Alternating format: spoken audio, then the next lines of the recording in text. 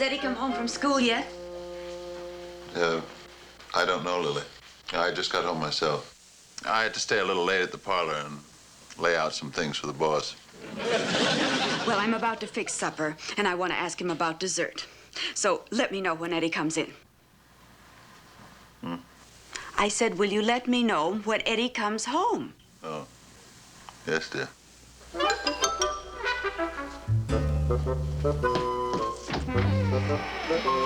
I'll never go again. Never, never, never! You can do anything you want to me. I'll never go back. Not in my whole life.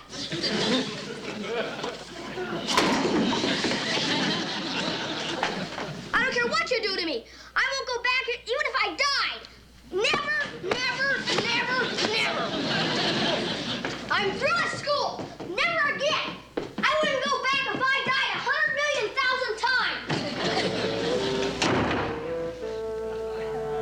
Lily? Oh, Lily? Yes, dear? I think Eddie's home from school.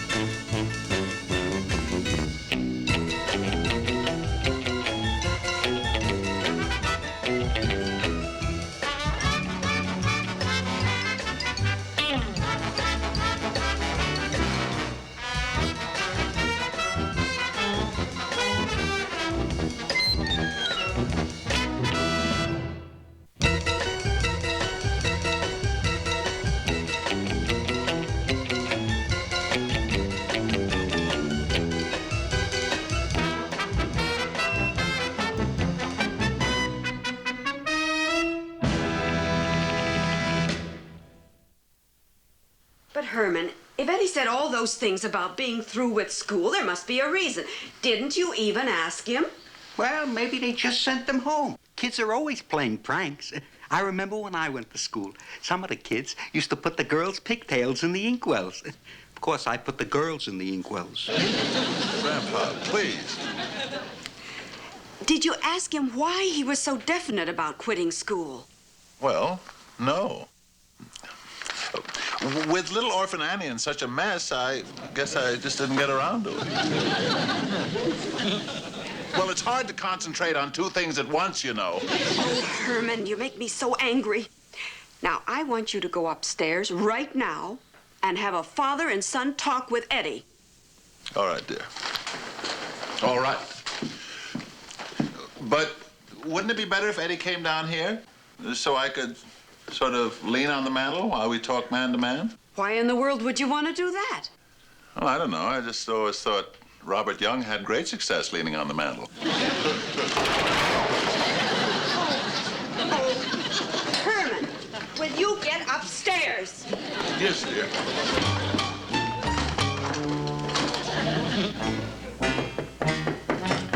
Eddie?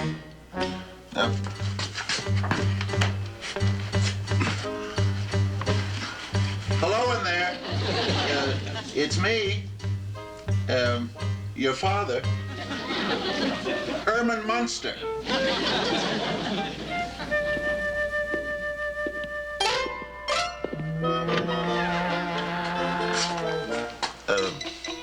May I come in? Sure, Pop.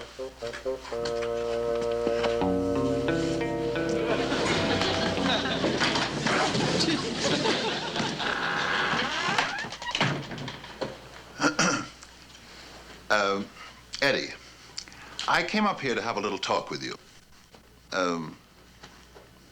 Man to man. Mom made you, huh? No, I wouldn't say your mother made me. Naturally, I'm curious to know why you said all those things about quitting school. Well, then how come you didn't say anything when I came home? All you did was sit there and read your old newspaper. Eddie, your father's a very busy man. And you must realize that when I come home, I have lots of business problems on my mind. the solution to which often depends on a thorough and concentrated perusal of world events in the newspaper.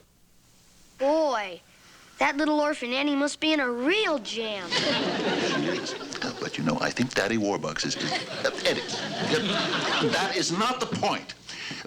The point is, I came up here to find out why you've suddenly turned against school. It's just that I can't go back there ever again on account of what happened today. Eddie, whatever the problem is, you can tell old Dad.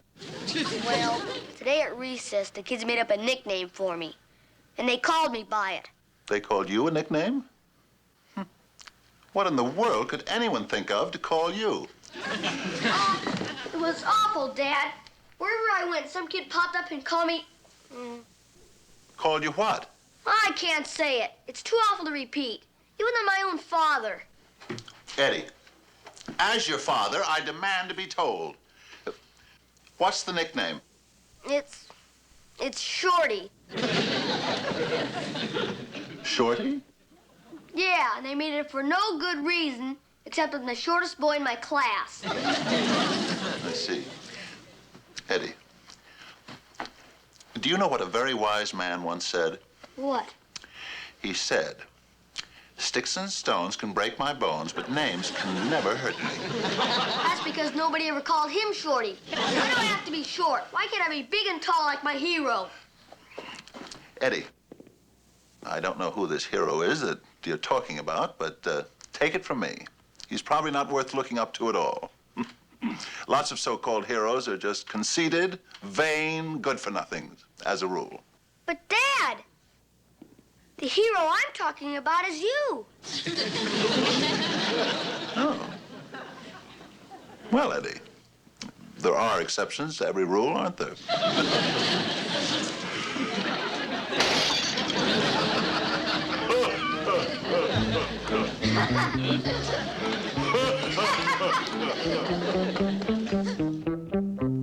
Please, darling, eat. I'm eating. I'm eating. I'm talking to Eddie. Oh. Herman, Yes, dear? I know you've had a talk with Eddie, but I don't think we should allow our child to be tormented in school any longer. I feel that we should complain to the teacher, the principal, and, if necessary, to the Board of Education. Why go through all this red tape when I can solve this problem with a plain old-fashioned spelling bee? Well, what's a plain old-fashioned spelling bee? Well, you see, I invite all the little boys and girls who call Eddie Shorty to a free party. And then, when they get here, I cast a spell over them and turn them into kangaroos. Gee, that sounds great, Grandpa. Will you do it? No, Grandpa will do no such thing. That's right, Grandpa. Now, I'm sure if there's one thing Eddie doesn't need, it's your broken-down magic. Gee, Dad, how am I going to face the other kids in school tomorrow? They're still going to call me Shorty. Eddie, I'm sure it's strictly a psychological problem. And I'm sure that you can overcome it with the proper psychological attitude. In other words, plant both feet firmly on the ground and keep your chin up. I'll try, Pop. It's okay to have your feet firmly planted on the ground, Eddie. But if you keep your chin up that high, you're a sucker for a left hook. Oh, sorry, Grandpa. Shh, not so loud.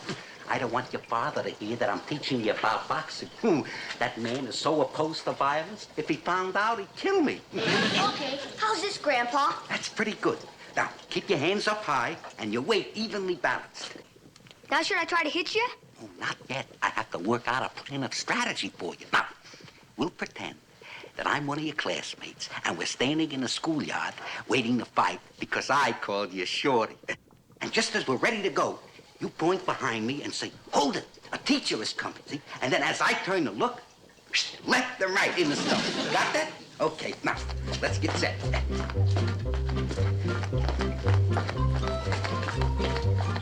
Hold it! A teacher's coming! Where? Ooh, Hey, that works great, Grandpa. you're telling me. But isn't that fighting dirty? Only if you use it against girls. Now, try it again, okay? Now, get set. Hold it! My father's coming!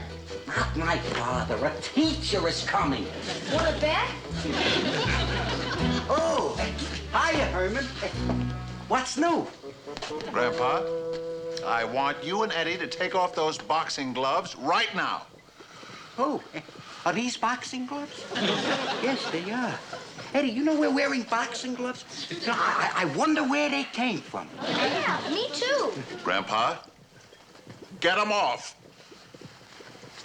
I am really disappointed in you. Imagine a grandfather training his own grandson in brutality. But we didn't even get to brutality. I was just starting. Grandpa, I said no violence, and I mean no violence.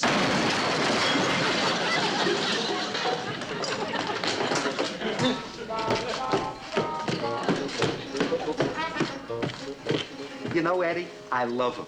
But there are times I'd like to bite him right in the throat. Night, Grandpa.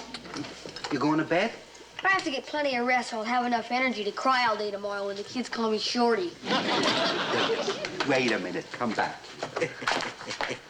You won't have to cry all day tomorrow. As a matter of fact, you'll never have to cry again because somebody calls you Shorty. Why not? Why not? Because your adoring grandpa is going to give you a magic potion that will make you grow 6 inches overnight. 6 inches? Maybe 7. Did you ever use it before? Did I ever try it before? You know, I once gave it to a pirate friend of mine who was only 5 feet tall. Did it work? Did it work? Didn't you ever hear of Long John Silver? What is known in the trade as a magic milkshake. 6 inches? Overnight? Yeah, 6 inches. And when you wake up tomorrow morning, you look in the mirror, you'll see the tallest boy in the class. Bottoms up. Good, good. Now, nighty-night, and sleep tight.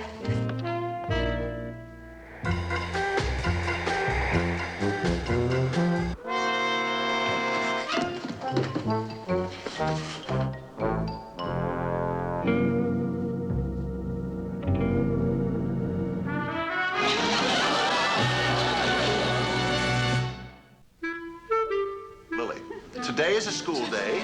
The child belongs in school. With a beard? Oh, Uncle Herman, you can't expect Eddie to go to school when he looks so different from all the other kids. Eddie? Herman, speak gently. He's in a state of shock.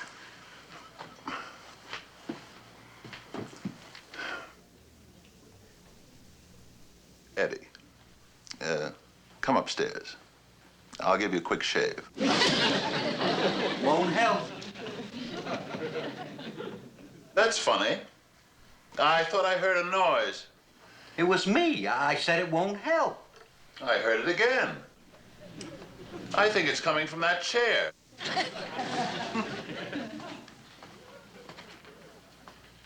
I can't understand it. Nobody's sitting here. Oh, come on, Herman. Knock it off. Will you stop with the silent treatment? Why won't a shave help? Well, at the rate Eddie grows whiskers, he'll have 5 o'clock shadow by 9 a.m. And whose fault is that?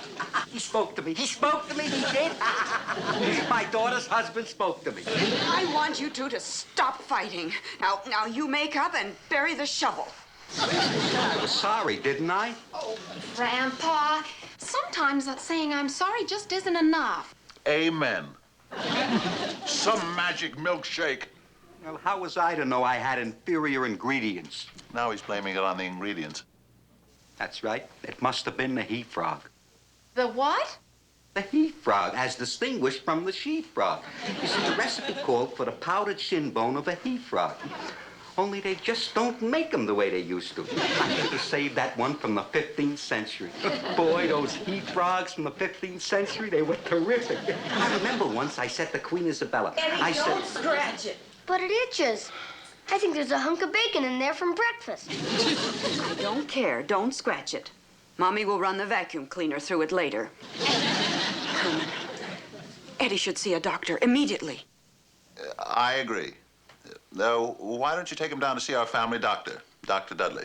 No, I think you should take him. After all, you are the boy's father, and it's a very serious problem. I still wish you'd take him. Why? Because if I walk down the street with a boy wearing a beard, everybody's going to stare at me. That's why. Nonsense. The least you could do would be to phone the parlor, ask for the morning off to take your son to the doctor.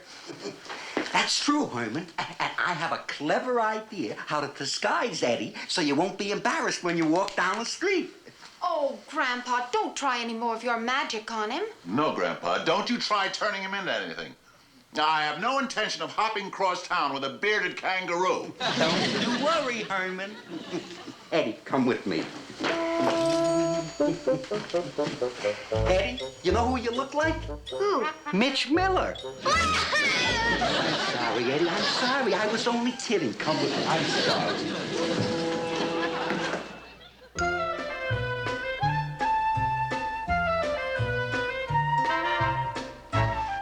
All right, Miss Fairchild.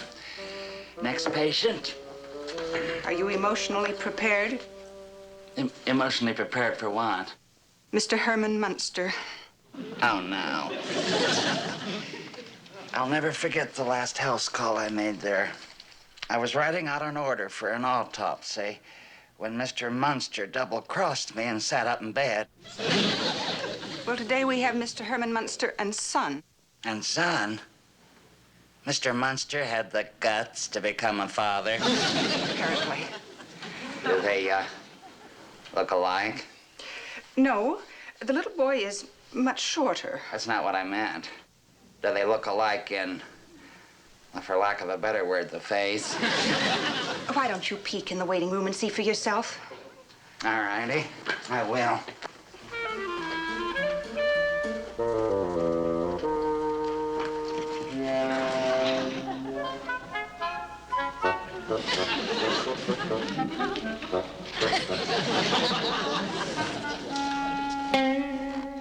Oh, no.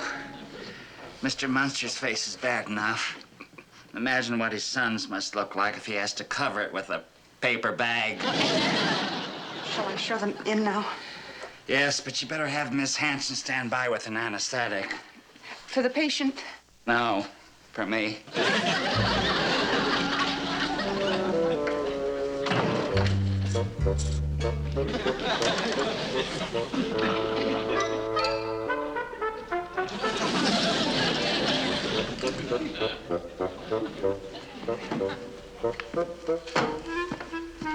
Oh, good day, Dr. Dudley. Good day, Mr. Munster. And what, I mean, who have we here? This is my son, Dr. Dudley. And, what's your name, little man? Edward Wolfgang Munster. Pardon me, I didn't quite get it. Edward Wolfgang Munster. Oh. Will you please both be seated? Oh, thank you.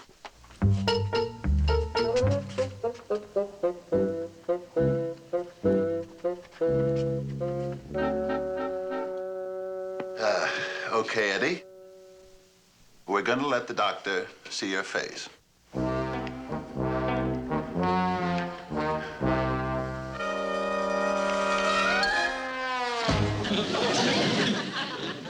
How old is little Eddie Wolfgang again, Mr. Munster?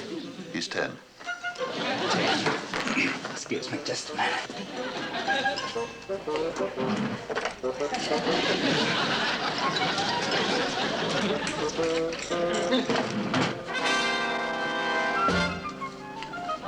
All righty. Shall we have a go at it again?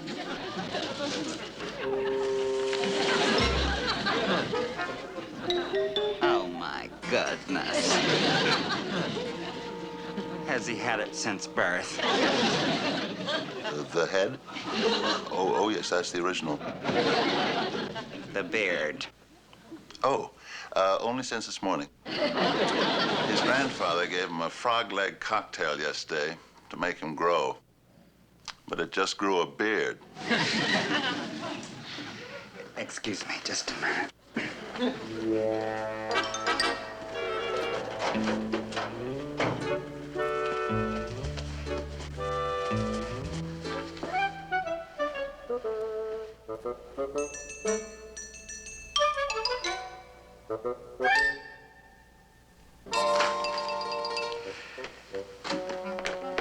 You want a snap diagnosis? Will a snap cure go with it? Yes. Shoot. Edward Wolfgang's beard is the result of a certain metabolic imbalance induced by what appear to be metaphysical or esoteric stimuli unknown to present-day medicine. I see. And the cure? Lay in a big supply of paper bags.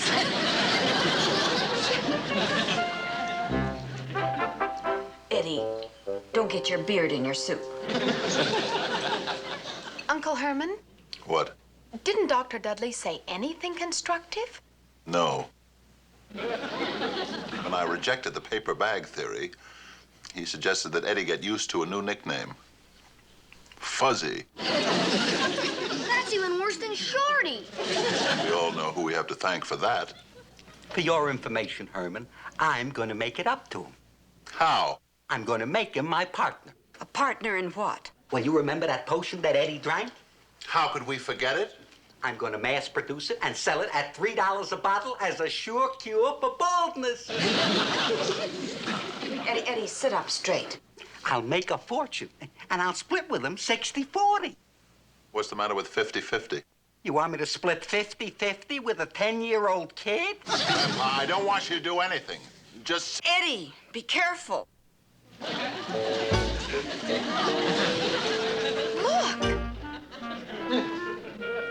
What happened? Well, the soup's disintegrated Eddie's beard. She's right. Dunk it again. No, don't move.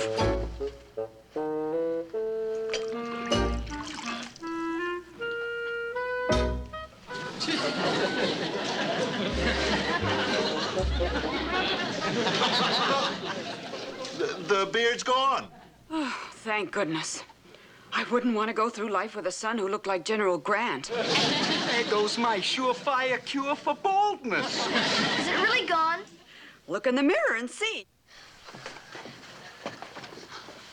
Yippee! Well, I don't know how this reflects on my cooking, but my child comes first. Lily, Eddie, please, sit down. Eddie, Yes, sir? now that your problem is solved, have you learned a lesson? I think so. What? I'll never tell Mom I don't like her homemade soup again. That's not what I had in mind. It isn't? The lesson I want you to learn is it doesn't matter what you look like. You can be tall or short, or fat or thin, or ugly, or handsome, like your father. You can be black or yellow or white. It doesn't matter. What does matter is the size of your heart and the strength of your character. Eddie, do you understand what your father means? Well, now, Eddie, now that you've solved one of the little problems of growing up, let's get on with our meal.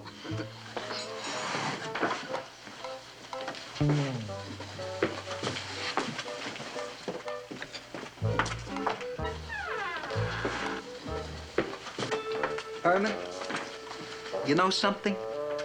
What, Grandpa? You're all right. You aren't perfect, but you're all right. Thank you.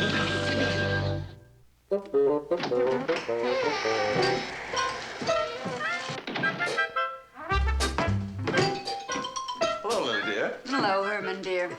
Herman, you gotta talk to Eddie. Yes, he's up in his room crying. What happened today? Well, he was playing baseball with some other boys in the neighborhood, and he struck out with 2 out and the bases loaded. Poor kid. He must feel awful. I'll go upstairs and talk to him.